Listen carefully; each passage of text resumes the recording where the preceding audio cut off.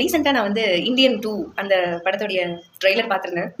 அந்த படத்தில் வந்துட்டு எனக்கு ரொம்ப பிடிச்சமான விஷயம் என்னவா இருந்தது அப்படின்னா, சித்தார்த் சொல்லுவாருன்னு நினைக்கிறேன் அந்த வீடியோவில். அதில் என்ன சொன்னாருன்னா, பொய் சொல்லக்கூடாது, திருடக்கூடாது, அநியாயமாக நடந்துக்கூடாது, இப்படின்னெல்லாம் வந்துட்டு நீங்கள் எங்களுக்கு சொல்லி கொடுத்துட்டு இன்னைக்கு இதெல்லாம் செஞ்சாதான் வாழ்க்கை நடத்த முடியுங்கிற மாதிரி சொல்கிறீங்களே அப்படிங்கிற மாதிரி அது ஒரு டைலாக் வந்தது.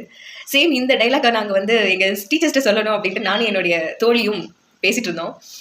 நம்ம வந்து இன்னைக்கு இவ்வளோ அடிபடுறதுக்கு காரணமே வந்து நம்ம டீச்சர்ஸ் தாண்டி அப்படின்னு சொல்லிட்டு நாங்கள் பேசிக்குவோம்.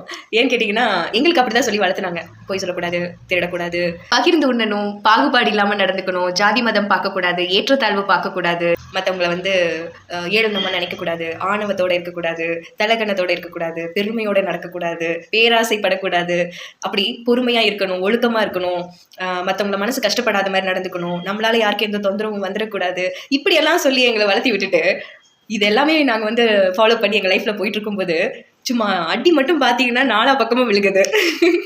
இந்த அடிகள் எல்லாத்தையும் வாங்கிட்டு நாங்கள் வந்து அதே ரூட்லேயே நடக்கணும். அது வந்து ரொம்ப டஃப்பான விஷயம். அதெல்லாம் ஃபாலோ பண்ணுறதுனாலவே நிறைய ஃபேஸ் பண்ண வேண்டியது இருக்குது, நிறைய பேரை டாலரேட் பண்ண வேண்டியது இருக்குது. ஸோ அப்பையும் நாங்கள் வந்து நேர்மை தவறாமல் இருக்கிறதுனால தான் இன்னைக்கு நாங்கள் நிம்மதியாக வாழ்கிறோம், மன நிம்மதியோடு வாழ்கிறோம். ஸோ அந்த விஷயத்தை வந்து நினைவு கூறுற விதமாக இந்த படத்தில் இந்த டைலாக் அமைச்சிருந்தது. ஏன்னா மெஜாரிட்டியான பீப்புள் வந்து இந்த காலத்தில் அப்படி தான் நம்ம திங்க் பண்ணியிருப்போம். நம்ம வந்து நியாய தர்மம் பார்க்குறவங்களா இருந்தோம் அப்படின்னா அநியாயக்காரர்களை வந்து நம்ம எதிர்த்து அவங்கக்கிட்டையும் நியாயமாக நடந்துக்கிற அளவுக்கு நமக்கு இந்த கற்பித்தல் நடந்திருக்கு அப்படிங்கிறது தான் உண்மையான விஷயம். நானும் என்னோட ஃப்ரெண்டும் டிஸ்கஸ் பண்ணதெல்லாம் என்னடா படத்தில் வருது அப்படிங்கிற அளவுக்கு அந்த வீடியோ இருந்தது. ஸோ அதை தான் உங்ககிட்ட ஷேர் பண்ணணும்னு நினச்சேன். நீங்கள் இந்த மாதிரி திங்க் பண்ணியிருக்கீங்களா அப்படிங்கிறத கண்டிப்பாக கமெண்ட் பண்ணுங்கள். தேங்க்யூ.